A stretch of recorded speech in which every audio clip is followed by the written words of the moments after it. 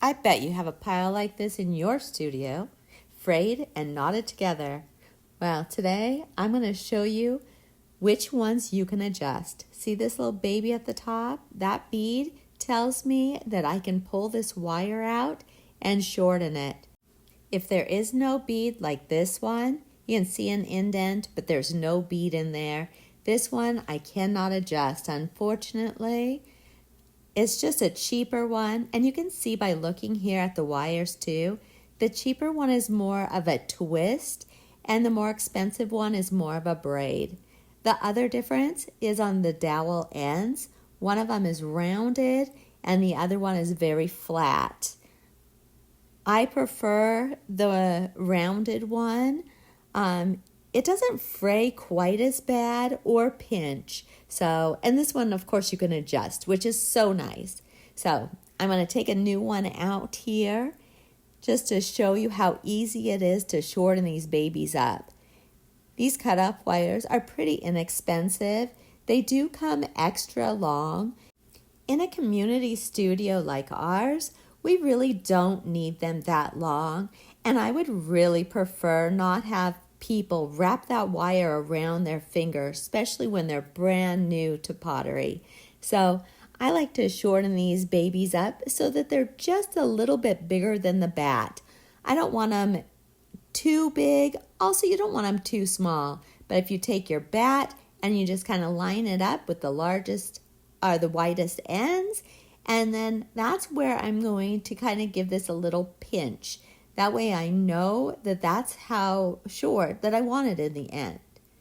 Now I'm going to just take my needle tool.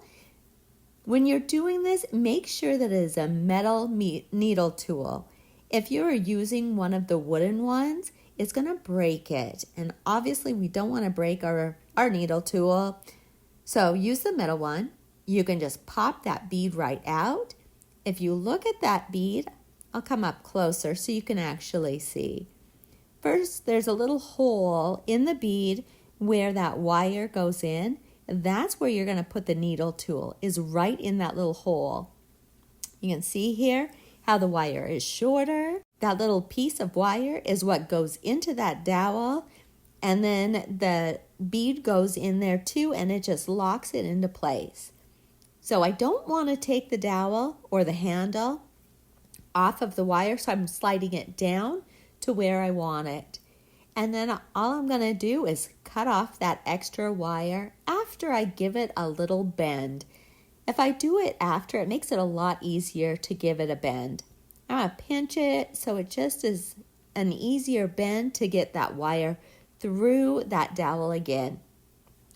Now when I cut this, I also don't want too long of a wire to go through the dowel, because if it's poking out the other end, it's going to poke you every time you go to grab that handle.